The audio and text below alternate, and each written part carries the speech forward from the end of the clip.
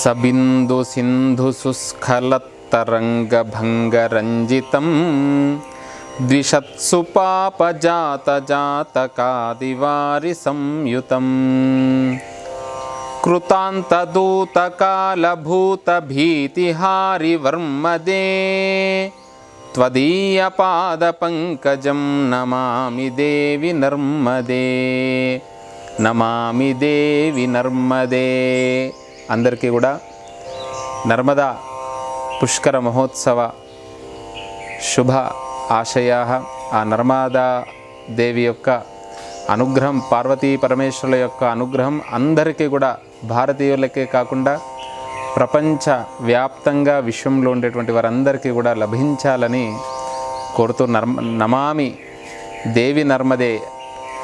ప్రతిదానికి కూడా భారతీయ సంస్కృతిలో నదికి, ఒక పుట్టకు, ఒక విగ్రహానికి, ఒక రాయికి, ఒక చెట్టుకు పూజ అనేటువంటిది చేస్తూ ఉంటాం. మన యొక్క భారతీయ సనాతన ధర్మం. గంగే చమునే చేవ గోదావరి సరస్వతి నర్మదే సింధు కావేరి జలేస్మిన్ సన్నిధిన్ కురు. మనము ఏ సంకల్పం చేసినా, ఏ పూజ ఆచరించినా, అభిషేకం చేసినా, యజ్ఞము చేసినా, యాగము చేసినా కూడా ఆ నదీ జలాన్ని తేలేం కదా. రోజు కూడా నిత్యార్చనలో ఈ నదీమా తల్లుల్ని స్మరిస్తూ ఉంటాము. ఈ నర్మదా పుష్కరాలు, నర్మదాదేవికి కూడా, నర్మదా నదికి కూడా ఎంతో విశిష్ట స్థానం ఉన్నది. గంగా స్నాన పుణ్య విశేష ఫలదం. గంగలో స్నానం చేస్తే పాతకాలన్నీ తొలగిపోతాయి, పుణ్య విశేషం అనేటువంటిది లభిస్తుంది. తుంగా పానం, తుంగా నది, తుంగా పానాన్ని మానవుడిగా పుట్టినందుకు ఈ గంగా జలం, తుంగా పానం ప్రతి ఒక్కరి ఇంట్లో ఉండాలి అని అంటారు అన్నట్టు. అలా తుంగా పానాన్ని చేయాలి. చేయడం ద్వారా అన్నీ కూడా దోషాలు తొలగిపోతాయి, జ్ఞానం లభిస్తుంది మానవుడికి. నర్మదా దర్శనం మాత్రము చేత, నర్మదా నదిని దర్శనం చేసినంత మాత్రము చేత మనకు అనుగ్రహం లభిస్తుంది అంట. అంత గొప్ప విశిష్టతను చెప్పారు. అలా నర్మదా నదికి పుష్కర మహోత్సవాలు. ఇప్పుడు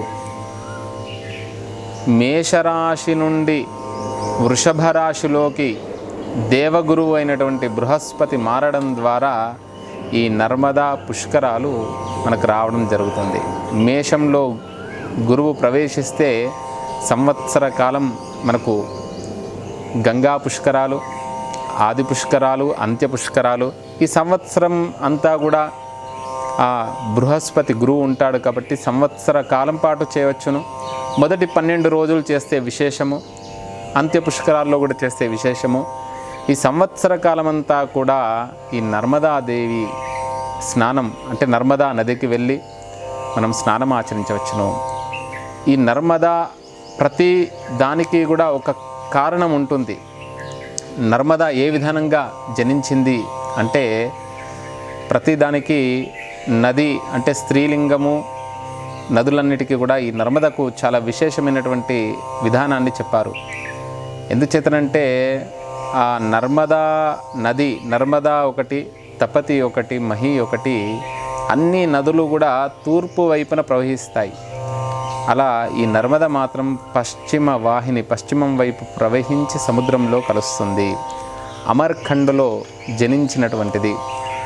పరమేశ్వరుడు యొక్క, దానికి పురాణాల్లో వృత్తాంతం విశేషంగా చెప్పారు.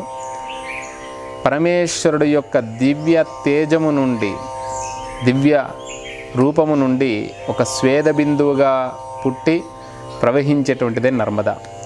మిగతా నదులన్నీ కూడా మీదికి బాగా ప్రవాహం అనేటువంటిది విపరీతంగా కనబడుతూ ఉంటుంది మనకు. కానీ నర్మద అంతర్వాహినిగా, అంటే భూమి కంపిస్తుందా అన్నట్టు ప్రవహిస్తుందంట ఆ నర్మద. అలా జబల్పూర్లో కూడా మనకు ఈ నర్మదా నది ఉన్నది.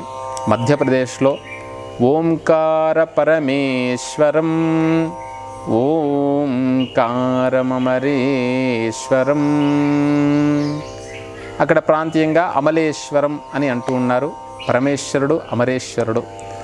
అలా జ్యోతిర్లింగ క్షేత్రమైనటువంటి ఓంకార స్వామివారు, అమరేశ్వర స్వామివారు, మాంధాత పర్వతం, భగవత్పాదులైనటువంటి మన జీవన విధానానికి ఎంతో వాంగ్మయం, జీవన విధానం ఎలా గడపాలో, భారతీయ జీవన విధానం, ధర్మ అర్థ కామ్య మోక్షములు, ఈ విధానంగా మానవుడు లక్ష్యాన్ని ఏ విధానంగా చేరుకొన్నో భగవత్పాదుల వారు ఎన్నో గ్రంథాలు రచించారు. అలా శంకర భగవత్పాదుల వారు అక్కడ గురువు యొక్క, గోవింద భగవత్పాదుల యొక్క అనుగ్రహాన్ని పొందినటువంటి స్థానం కూడా అన్నారన్నట్టు. అంత గొప్పనైనటువంటిది. అందుకనే అతి పవిత్రమైనటువంటిది ఏమిటి అంటే సాలగ్రామ శిల, తర్వాత నర్మదా బాణం మాత్రమే. అలా నర్మదా బాణాలు ఆ ఒడ్డున మనం ఎన్నో చూస్తూ ఉంటాము. అక్కడ నర్మదా నది తీరాన నర్మ అంటే అనేక అర్థాలు ఉన్నాయి. ఆనందమని, తర్వాత పరిహాసమని, ఇలా వీటన్నిటినీ కూడా ఇచ్చేటువంటిది నర్మద దదాతి. ఇలా నర్మద, శర్మద, ధర్మద అనేటువంటి పదాలను కూడా మనం చూస్తూ ఉంటాము.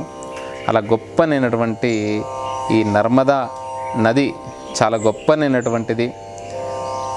ఈ నర్మదా నది ప్రాంతం ఏదైతే ఉందో, ఇక్కడ అమరేశ్వరం జ్యోతిర్లింగ క్షేత్రం, అక్కడ దగ్గరలో ఉజ్జయిని మహాక్షేత్రం, మహాకాలుడి యొక్క దర్శనాన్ని కూడా మనం చేసుకోవచ్చు.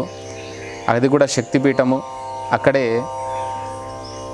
మనకు మహాకాళి అమ్మవారు, తర్వాత ఆ అమ్మవారి వెనకాలని ద్వీప స్తంభాలు, కాళిదాసు వర్ణించినటువంటి ద్వీప స్తంభాలు, అలా అనేక క్షేత్రాలను కూడా క్షిప్ర నది అంటే అక్కడ అమృత బిందువు పడి అక్కడ నదిగా మారిందని అంటారు. అలా ఉజ్జయిని మహాకాళేశ్వరుడు యొక్క దర్శనాన్ని కూడా చేసుకోవచ్చు. అలా నర్మదా నదిలో బృహస్పతి అంటే జ్యోతిష్ శాస్త్ర ప్రకారంగా కూడా చాలా విశేషం చెప్పారు. 2.5 సంవత్సరానికి ఇలా గ్రహాలన్నీ కూడా మారుతూ ఉంటాయి. శని కానివ్వండి, రాహుకేతువులు, గురువు మారినప్పుడు ప్రధానంగా మనం జాతకాన్ని చూసుకుంటూ ఉంటాం గోచార రీత్యా. ఈ బృహస్పతి మంచి చేయకున్నా కూడా చెడు మాత్రం చేయడండి గురువు మాత్రం. అంటే అన్ని గ్రహాల్లో బృహస్పతి చాలా విశేషం కదా. అందుకనే గురువు అనుగ్రహం ఉండడం ద్వారా ధర్మము ద్వారా అర్థము ద్వారా కోరికలు, అలా కోరికల ద్వారా భోగి కానివాడు యోగి కాలేదు అని అంటారు కదా. అలా అన్నీ నెరవేరాలంటారు కదా. అలా మోక్షగామి కాలేదు అని అంటుంటారు కదా నానుడి. అలా ధర్మమే మోక్షంగా పరిగణిస్తుంది, అలాంటి మోక్షాన్ని ఇచ్చేటువంటి వాడు. అందుకనే ఏకాదశ స్థానంలో మనకు కేతువుతో కలిసి ఉంటే అలా మోక్షం అని కూడా చెబుతూ ఉంటారు. ఇలా ఈ కొన్ని రాశుల వారికి ప్రభావం ఉంటుంది. అది జ్యోతిష్ శాస్త్రం, అది జాతక భాగం, అదంతా కూడా ఎందుచేతనంటే వృషభంలోకి ప్రవేశిస్తున్నాడు కాబట్టి మేషరాశి వారికి ద్వితీయ స్థానము, 5 స్థానాలు విశేషమని చెప్పారన్నట్టు. 2వ స్థానము ద్వితీయ స్థానము, 5వ స్థానము 7వ స్థానము, తర్వాత 9వ స్థానము 11వ స్థానం కుండెల్లో. అలా మేషరాశి వారికి ద్వితీయ స్థానం అవుతుంది.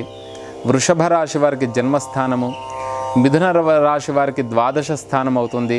అలా ఈ వృషభ రాశి అనేటువంటిది దేవగురువు ఉండడం ద్వారా. అలా వృశ్చిక రాశి వారికి 7వ స్థానము, తర్వాత 5వ స్థానము, ఇలా ఈ జాతక భాగంలో చెప్పారన్నట్టు. కాబట్టి కొంతమంది వారు వీలైనంతగా ఆ గురువు యొక్క అనుగ్రహానికి గురు జపం కానివ్వండి, గురు సంబంధమైనటువంటి క్షేత్రాలు కానివ్వండి, లేకపోతే అవకాశం ఉన్నటువంటి వారు ఈ సంవత్సరంలో ఆ మహాకాలుడి యొక్క దర్శనం చేసుకొని అమరేశ్వరం ఓంకార స్వామి వారిని, అదేవిధంగా అమరేశ్వర స్వామి వారిని దర్శనం చేసుకొని నర్మదా స్నానం ఆచరించి ఆ నర్మదా మాత యొక్క అనుగ్రహాన్ని పొందగలరని కోరుతూ, ఈ నర్మదా పుష్కర మహోత్సవాలు ఏవైతే ఉన్నాయో ఇలా చాలా విశేషమైనటువంటి గురుగ్రహం దేవగురు బృహస్పతి వృషభ రాశిలోకి ప్రవేశించడం ద్వారా నర్మదా పుష్కరాలు, వచ్చే సంవత్సరంలో మిథునంలోకి ప్రవేశించడం ద్వారా గురువు సరస్వతి పుష్కరాలు, ఇలా చాలా విశేషమైనటువంటి ఫలితం అనేటువంటిది చెప్పారు. అలా మొదటి 12 రోజులు అంటే మనము అన్ని అంటే శ్రమ వెళ్తే చాలా విశేషము, కానీ సంవత్సర కాలం పాటు గురువు ఉంటాడు కాబట్టి అలా సంవత్సర కాలం పాటు కూడా వెళ్ళి స్నానం ఆచరించడం ద్వారా అనుగ్రహం అనేటువంటిది లభిస్తుంది. నర్మదాయై నమః. అలక్ష లక్ష లక్ష పాప లక్షసారసాయుధం తతస్తు జీవజంతు తంతు భుక్తి ముక్తిదాయకం విరించి విష్ణు శంకర స్వకీయధామ వర్మదే త్వదీయ పాద పంకజం నమామి దేవి నర్మదే నమామి దేవి నర్మదే నర్మదాయై నమః.